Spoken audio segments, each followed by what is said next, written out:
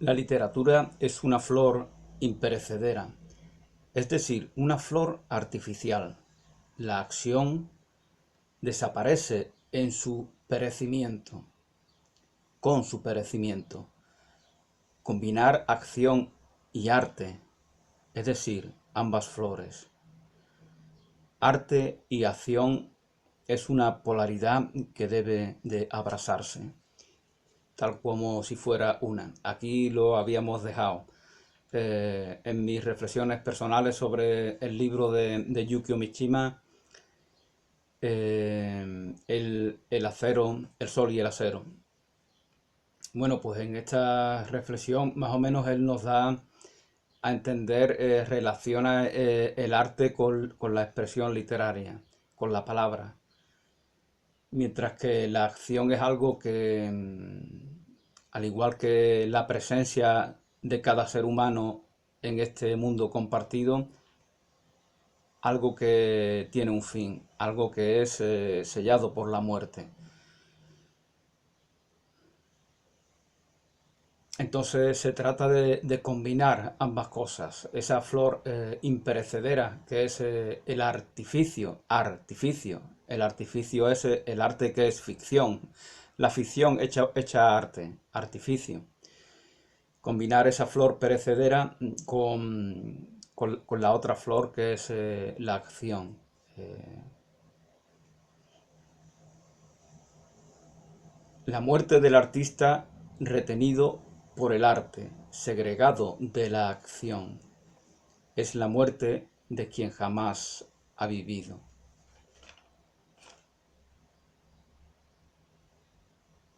Retenido por el arte, segregado de la acción, esa acción que nos provee la relación, la comunidad, el grupo, eh,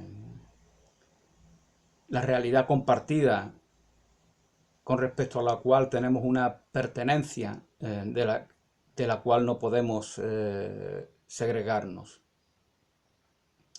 Es la destrucción de la propia individualidad, la negación de esta pertenencia, paradójicamente.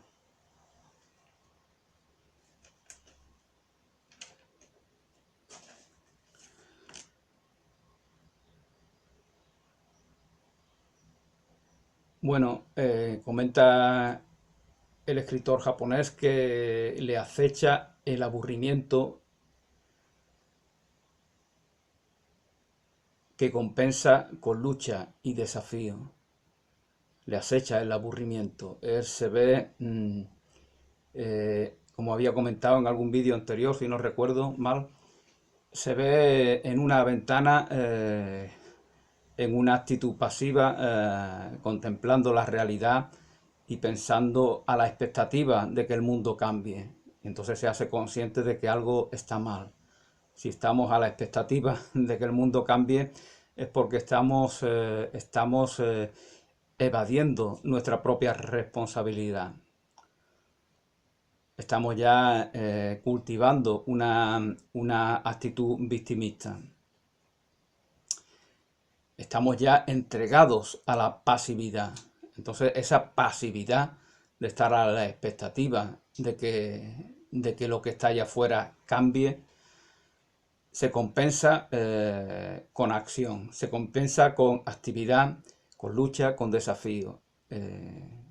Si, esa, si, si eso nos toma, no nos queda otra, que es preferible una acción que parezca irrazonable, como por ejemplo el Don Quijote, ¿no? Lo que decide Don Quijote es preferible, es su locura a la cordura de la pasividad. De ahí tantas locuras que también se le atribuyen a Yukio Mishima. Todo ello es preferible y no se comprende por qué se le juzgue tanto, ¿no? Por qué se le juzgue por, no sé, por actuar en un teatro, hacer películas, hacer cosas que cuando vivimos en un mundo que gentecilla mediocre, famosetes de perfil bajo, hacen ese tipo de cosas y millones de personas los ven y les aplauden. porque es un intelectual, porque es un gran filósofo o un gran escritor, un gran artista, porque no puede hacer payasadas cuando hacer el payaso está tan normalizado entre los mediocres. Porque los que no son mediocres no pueden hacer aquello que es lo único que saben hacer los mediocres? ¿Cuál es la razón contundente que se pueda esgrimir contra esto? Él defiende la acción y eso ya es un aporte muy importante incluso sobre la propia tradición japonesa, que podemos pensar que tal vez eh, mm, no sea no incentive la acción en el sentido del culto de la individualidad. Pero esto sería ya llevar el hilo de esta reflexión por otros derroteros. De joven fue un tipo que estaba a la expectativa, como comentaba, mirando por la ventana, esperando a que el mundo cambiara de por sí. No va a cambiar nunca el mundo de por sí. Y no estás segregado de la realidad de la cual eres partícipe.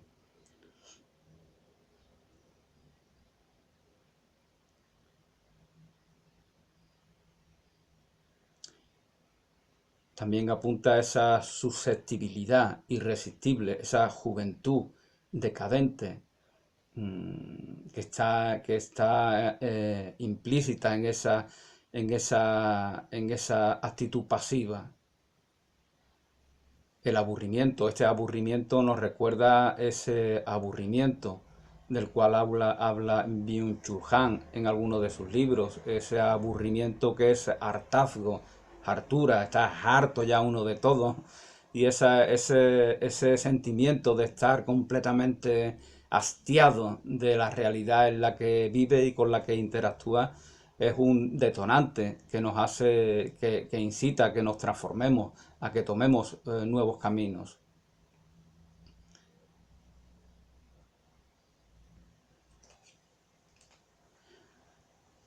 Habla Mishima también de transferir al mundo de la carne, lo que yo había venido haciendo en el espíritu, o en la palabra, tal vez me haya equivocado yo. Bueno, en el espíritu, porque comienza justamente el libro diciendo que está cansado de esa diferenciación entre el espíritu y la carne. Es una búsqueda de la unidad también, paradójicamente. Ya lo comenté en alguna ocasión, es que segregar espíritu y carne, alma y cuerpo, es la expresión más retorcida y más limitante que puede tener cualquier ser humano como ser humano, de la dualidad, del dualismo, de ese dualismo negacionista de la unidad. Esto es una gran paradoja, ¿no?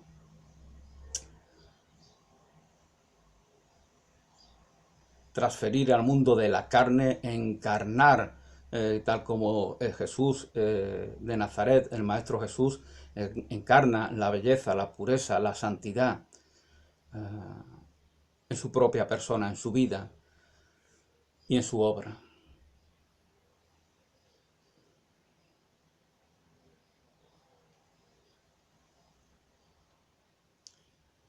Rechazo a la corroboración de la existencia en la palabra. Esta es una inercia que creamos cuando mitificamos e idealizamos la comunicación hablada y escrita, que, como comentaba en algún vídeo anterior, es fundamental en la tradición japonesa, donde la escritura es arte, la escritura es poesía, la escritura es belleza, la escritura es creación, la escritura es un simbolismo inmenso en cada uno de esos radicales que componen los ideogramas o kanjis, como se dice en japonés. Todos ellos están cargados de información. Entonces, de aquí esa complejidad de esta manera de escritura, de esta manera de representar el lenguaje hablado, que es la caligrafía japonesa, que no se da en los alfabetos occidentales, que provienen generalmente del fenicio, del alfabeto fenicio. De ahí viene el hebreo, el griego, el cirílico o el latino. Los kanjis japoneses vienen de China, son exactamente los mismos aproximadamente. Y los silabarios, pues también es una progresión de esos kanjis, y los silabarios son exclusivos de Japón.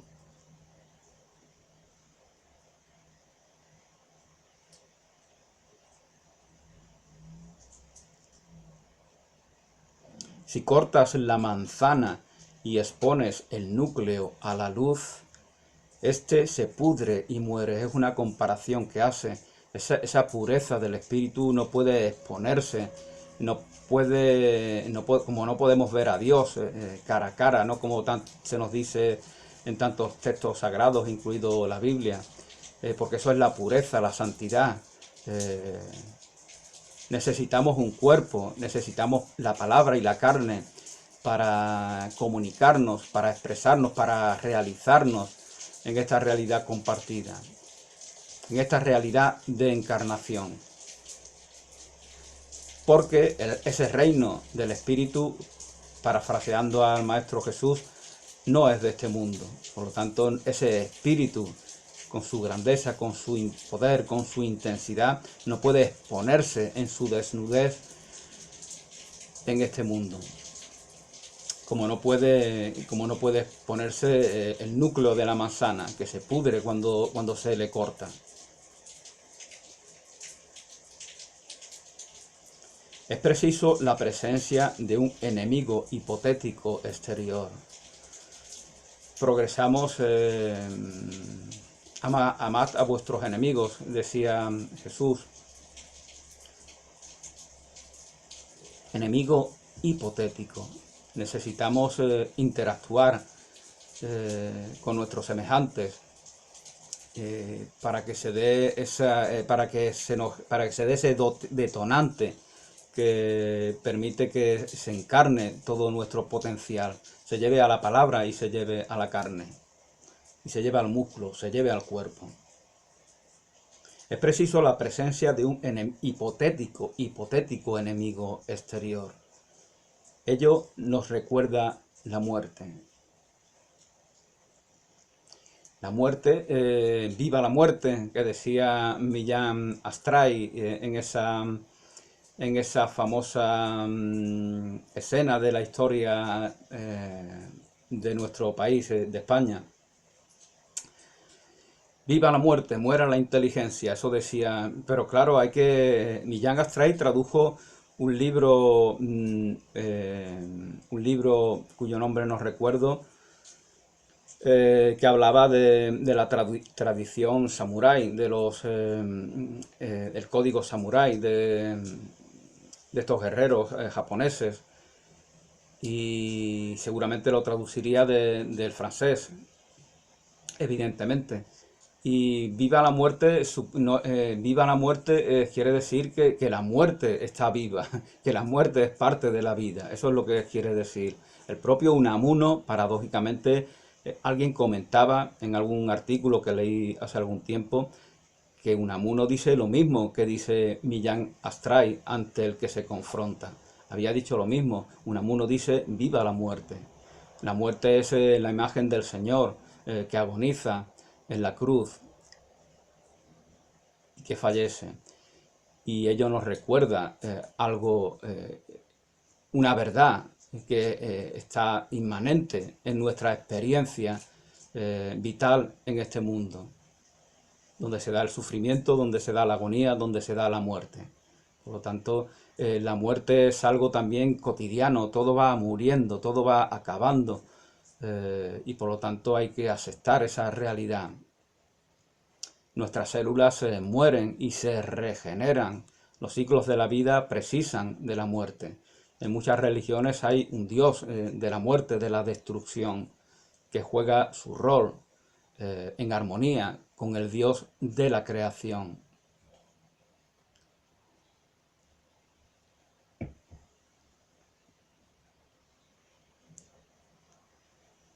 Soy el novio de la muerte, soy el novio de la muerte.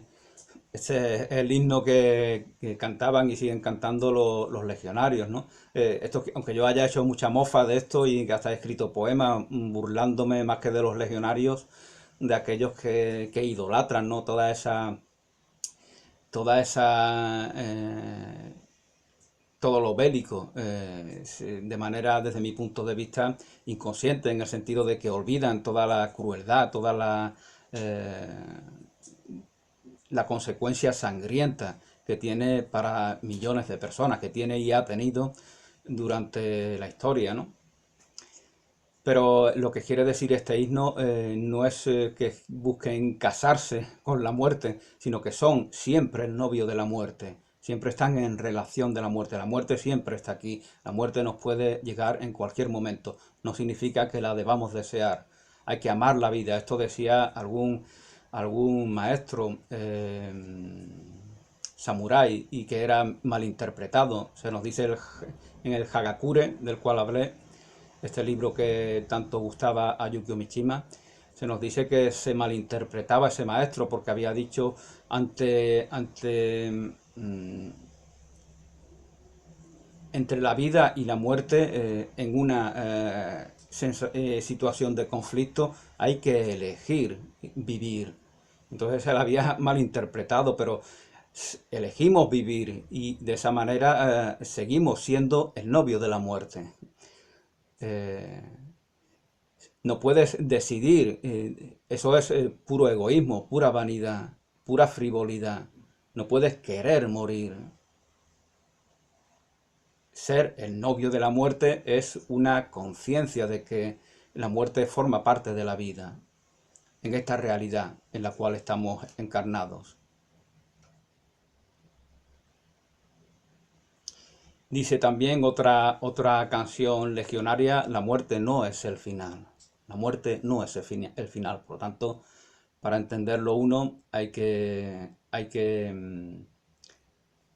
tener en cuenta también esto otro.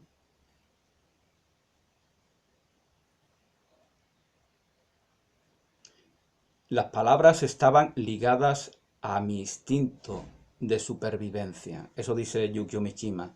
Las palabras estaban ligadas a mi instinto de supervivencia. Ya había comentado en el vídeo anterior que la vida no es supervivencia. La supervivencia tiene que ver con el miedo, con la reacción, con la pasividad a la cual me refería anteriormente. No es una expresión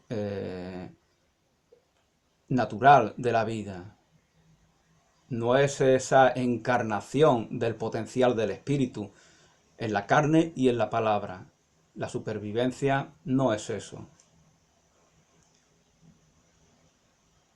Y entonces hay una degeneración de la encarnación en la palabra de ese espíritu, porque ya se han expresado en su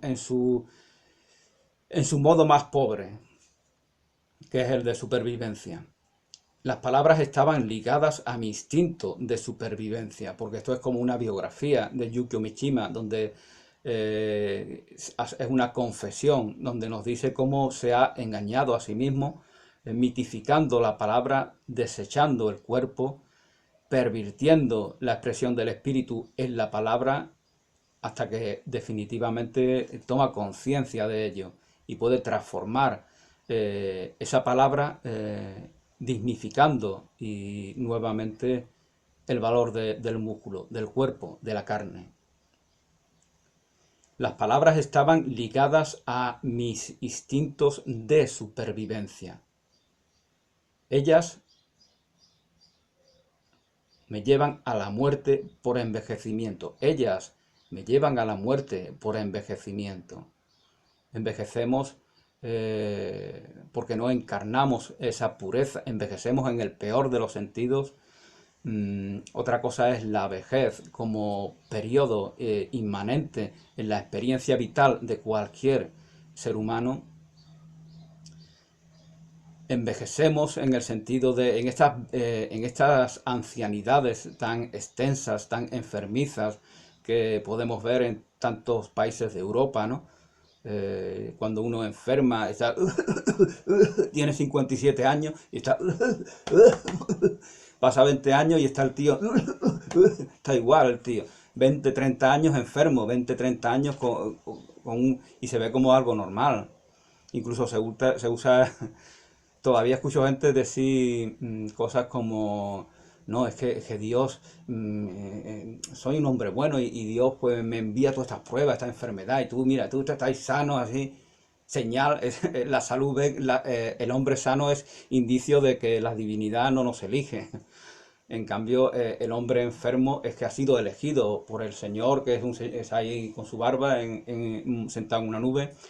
Lo ha elegido para que sufra mucho, porque le quiere poner pruebas, ¿no? Porque eso tiene. En esta superchería todavía viven muchísimas personas. Me parece a mí que la filosofía de Yukio Mishima está muy por encima de esa falsa religiosidad que se usa, como cualquiera puede comprobar, con una intención meramente narcisista, meramente egoísta. Todo lo que implique un ataque a nuestros semejantes, especialmente cuando se trata específicamente de tal o de cual, todo lo que implique eso es una filosofía destructiva. No es una auténtica filosofía vital y consciente.